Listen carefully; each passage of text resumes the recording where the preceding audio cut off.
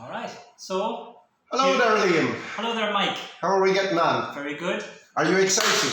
I'm very excited about the new Premier League season. We've been waiting a while for it. We have. No World Cup, no European Championships over the last month. Exactly. Football is back. Exactly. And, we always get together, we always talk about football. So, this technology now called the internet. I heard of it. Yeah. I don't believe it. So we think we've got a couple of cents we want to share with everybody else. Why not?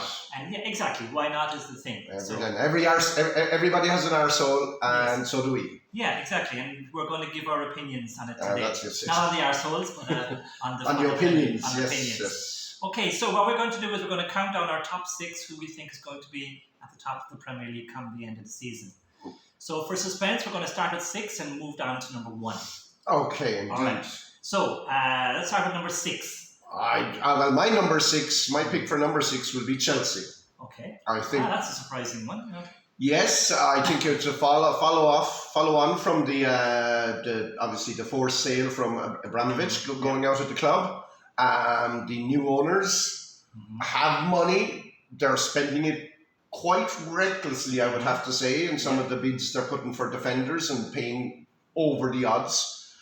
And they haven't addressed the problem, which I think will be scoring goals. Okay. And then last week, Lukaku didn't perform, but he's gone. He's gone. He was still a focal point. They have no striker, really. Werner looks like he wants out. They want him out.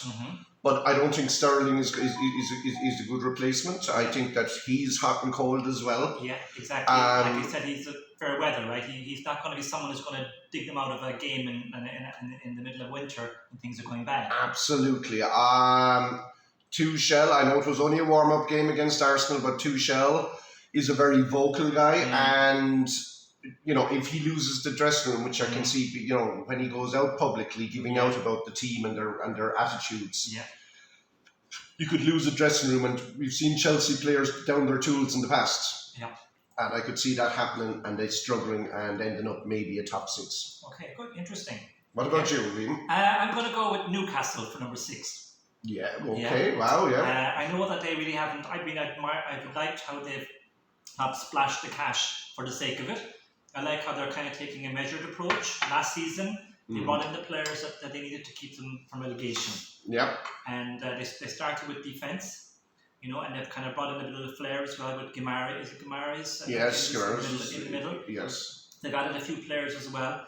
And I just think, looking at the other teams around, like Aston Villa, Wolves, and so on, I don't rate Man United this year as well. So I think I think they've got momentum, and I think they have this confidence as well, knowing that they're going to be a big club. It's going to happen. Because the money is there, it's going to be coming in. I think there's a good feel about the club as well. Eddie Howe was kind of he's going to keep them on the ground. I think that and they looked very good at the end of last season as well. They did, certainly. They had good momentum. They were moving up the table, and I think they're going to continue that. I think they're going to be a hard team to beat. I'd agree with you on the hard team to beat. Again, a little bit like Chelsea, I don't see where their goals will go scoring.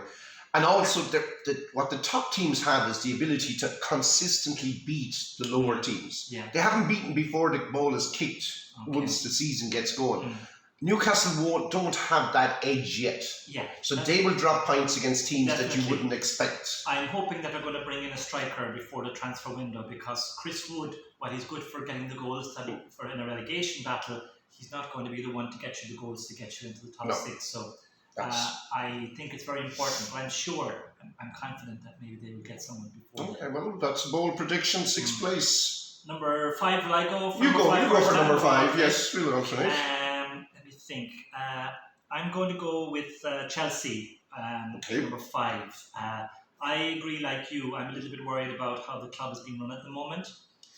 Bowley, his background, the new chairman, is in baseball. Yeah. And, I think if he gets involved in things too much, like, for example, he was seen going to Barcelona, trying to negotiate with Rafinha for that from Leeds. Yeah. And that means he's getting involved, I think he should take a step back, try to learn about, how the Premier League is run, how the game is played, and so on. And I'm afraid about, he could, like Gary Neville said, it could be like his fantasy football team, Absolutely. And if they fall out, I think it just will be unsettled for them this year. So that's my reason for the number 5. What about you? You know, Oh, my number 5 will be a team that you said you didn't rate, but I think Man United won't have as bad a season as last year. Okay. I think the problems with Man U that they're not in my top 4 is because of the start of what's happening already. Mm-hmm. Like the season hasn't started on. Okay, they got rid of Pogba, but now Ronaldo. Is he staying? Does he want to stay? Does he want to go?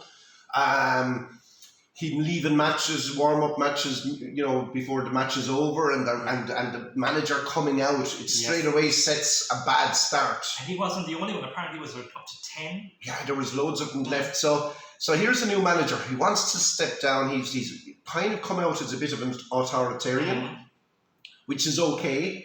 But if people aren't listening to your rules, it kind of makes you look like an idiot. Well, us being teachers, we know all about that. Yeah, absolutely. And so he's gone the route of being like Ronaldo and the other 10 all went and did that. He can't afford to drop them all. Yeah. So there's a bit of learning for that manager. But I think the potential is there. I think Sancho, I saw a bit of him in the preseason. I think that we could see, it took him last year with all the messing about what position to play him in. But I think we could see why he was so successful in Dortmund this year. I think we'll see if Fernandes gets back to his game, and I hope he does, because I think he's a fantastic midfielder. Yeah, I think with Ronaldo in, kind of pushed him out. Mm-hmm. And I think if he gets back to being the centre of that, and behind the absolutely. So I think Ronaldo is probably the Ronaldo factor. If they can solve Ronaldo, whichever way it may go, I think it could really open up. Yeah. You got to remember too, like they had a young fella called Greenwood, and they were all touting about him being a future big striker. And then obviously, he had he got convicted, and his contract is gone, and I think he could be in jail now for all I know. Yeah. That's all things that will add to turmoil in a club. Yeah.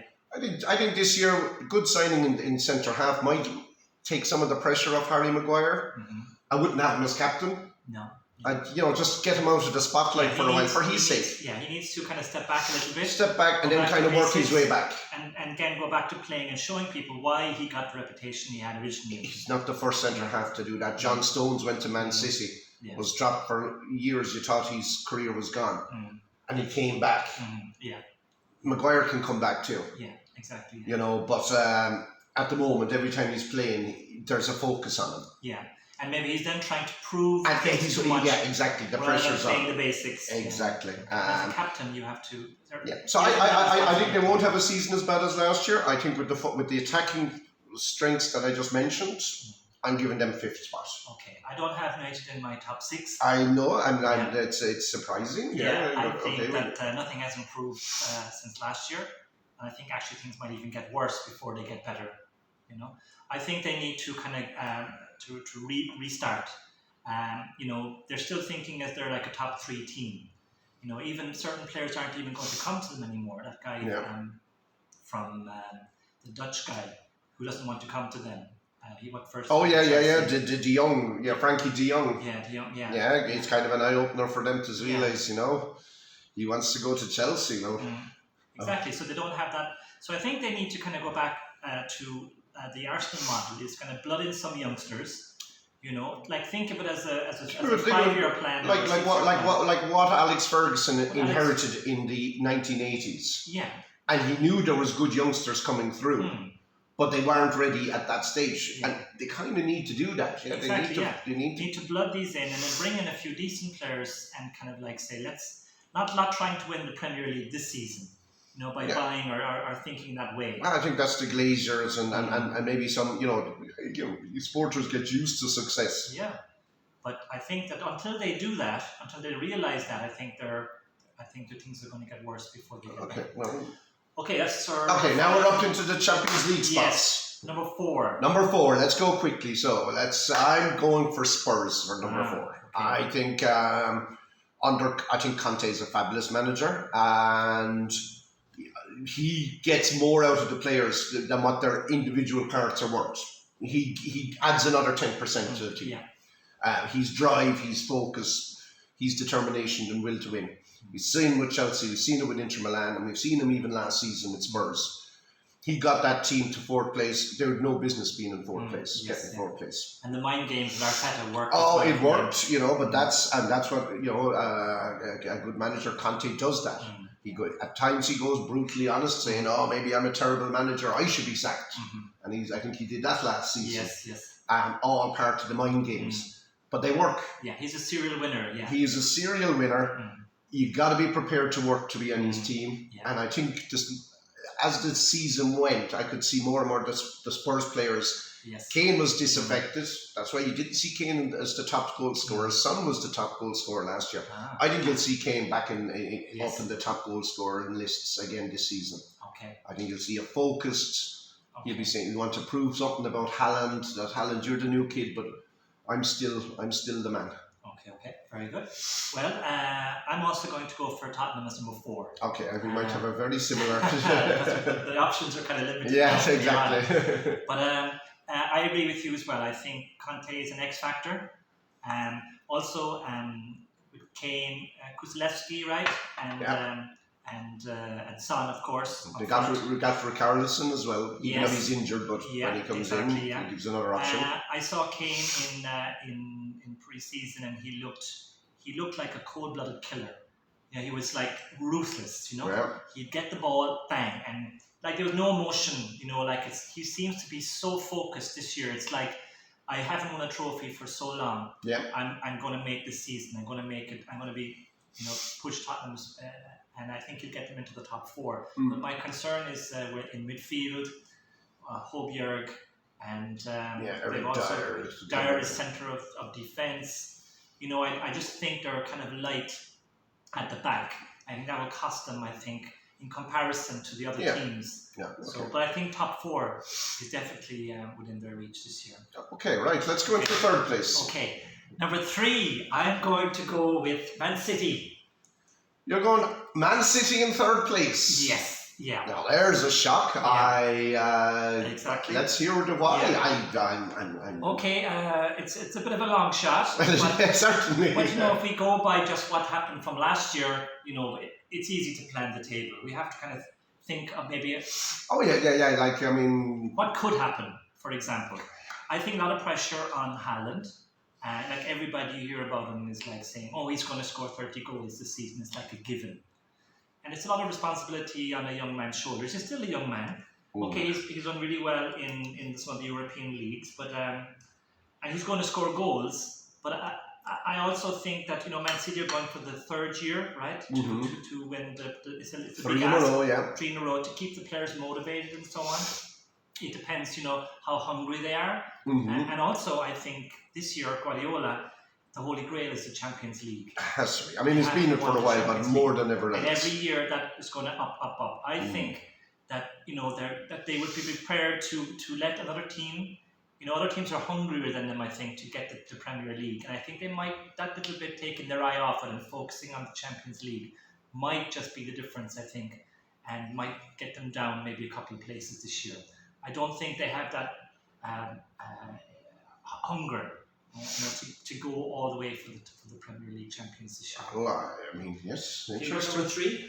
My number 3 is going to be Arsenal. Okay. I think that you've seen how if you give a manager time, he will bring players together.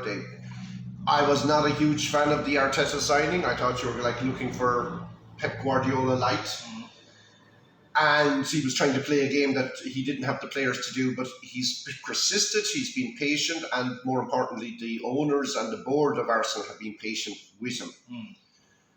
And now you can see this team, and it's exciting. There's that guy Saliba. Yes. He could, we'll see how he goes on, but he could be you needed someone solid in that defence. In pre-season, he's looked quite solid. One thing I noticed is that he's very distant from the other players. Like at the end of the Emirates Cup, I know it's nothing, but when they were walking around, nobody was speaking with him. He was very distant. There have been rumours that of other clubs maybe taking him. I don't know who's going to start in the centre. You know, I would prefer him to Ben White, but you know, come the first of the season, will Arteta decide Gabriel and Ben White are my main two? If he's not in the first 11, you know, will Arsenal take the cash for him? We'll see. But I think it's the signings he got, like the Zinchenko's, very very underrated utility player. Yeah. You know, can play in myriad of positions. Jesus, I think, fantastic, barbaric. What an intelligent footballer. And hungry. Hungry to prove that he was more than what Man City allowed him. Yeah. Is he a guy that'll get you 30 goals? Maybe not. But I think that when you have someone like Xhaka and you have Martinelli on either side, you don't need him to score 30 goals because he'll give so many assists and chances to the other guys coming forward. Yes, he'll open up space. And I think he'd be like a Firmino that Liverpool had Firmino. Yeah. That's what Jesus can be for Arsenal. Okay. And the other guys will be like Salah and Mane, feeding in off it and getting goals as well. Because before you just had to focus on Saka or Martinelli because maybe Nketiah or Lacazette just dropped back. Yeah. Nketiah wasn't doing as well. But you've got someone like him, you've got two of the centre backs you've got to watch him. Yeah. So it's going to free up space for others. I think so, big time. So that's my thing. I think that obviously, I think that Saka is a fantastic young talent, and I think now we could really see him come to the next level. Okay, yeah.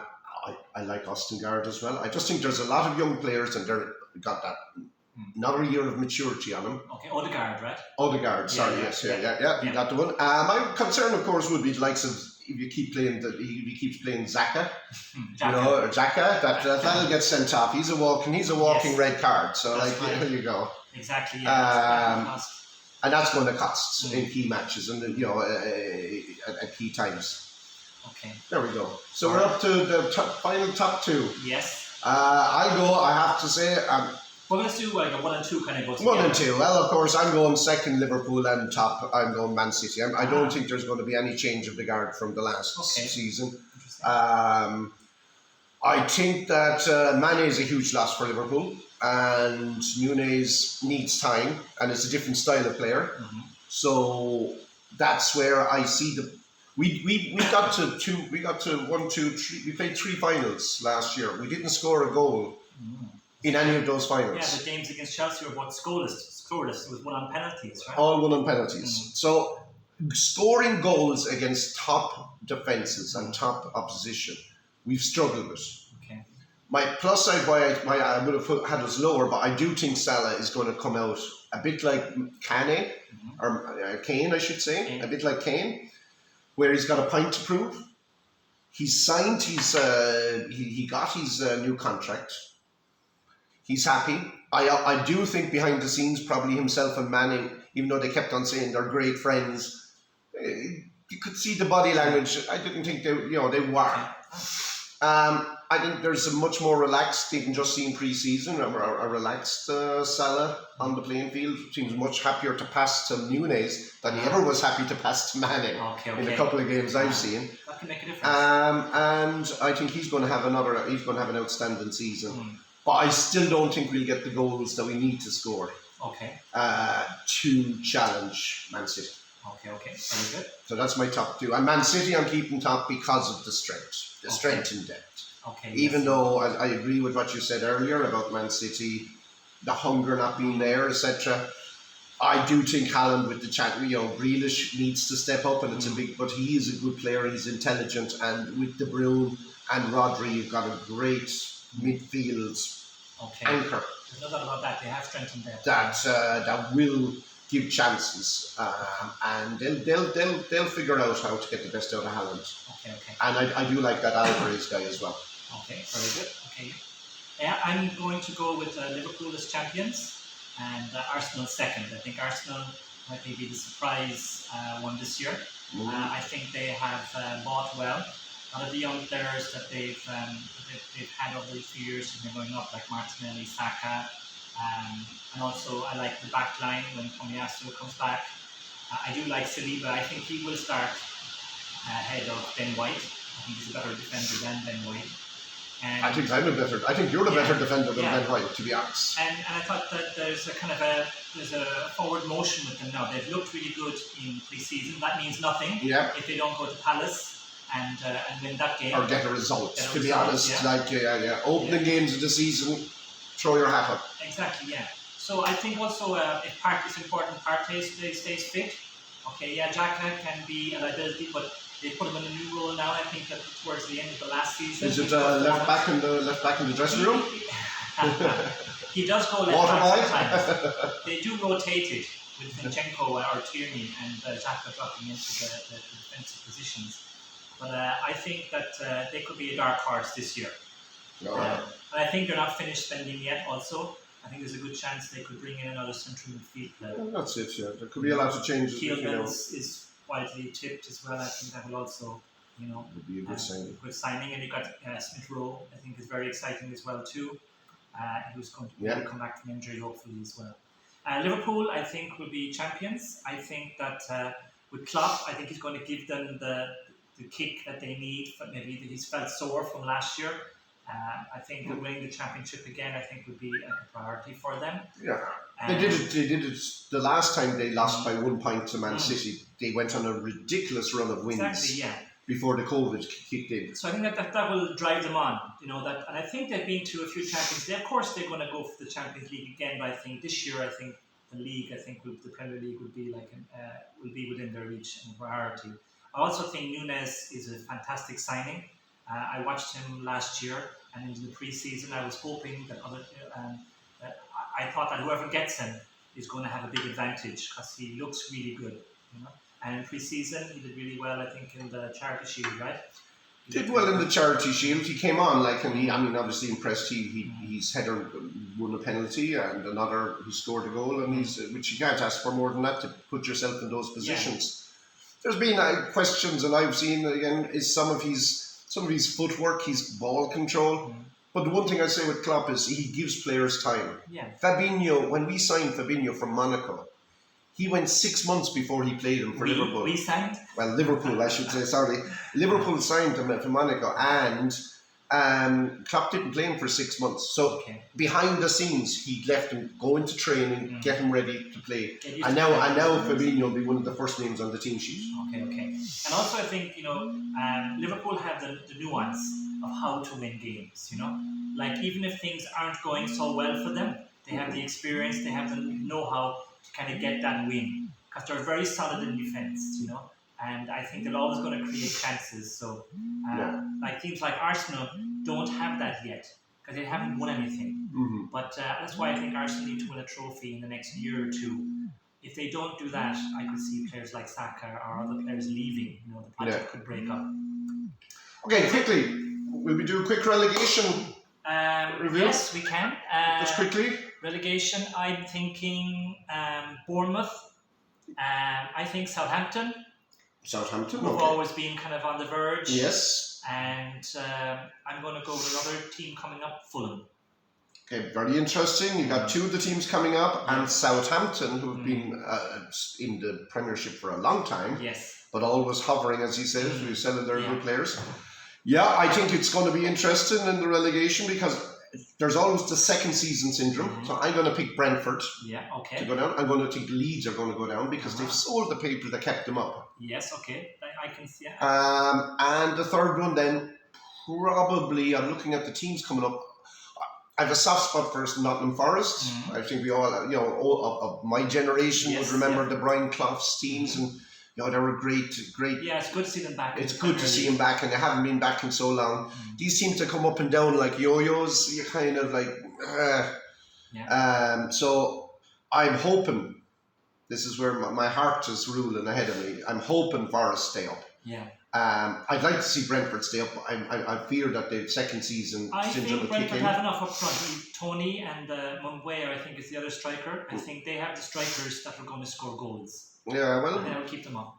Hopefully you're right. But I'm going to go, if I have to go, Brentford, Leeds, and I'll pick Bournemouth as well. I think Fulham will stay up as well for the same reason you said. I think Mitrovic will actually do okay this year. Maybe he's learned enough. He's learned enough in previous years, and I think they'll do enough. I wouldn't be surprised if if they get a result against Liverpool in the opening day. Yeah, quite frankly. That's something maybe we look in the next video is we do maybe a quick prediction of the games. Okay. All right, so Liam, always a pleasure. Yes, if anyone's out there who wants to leave a comment, good or bad, then If you're still awake. welcome.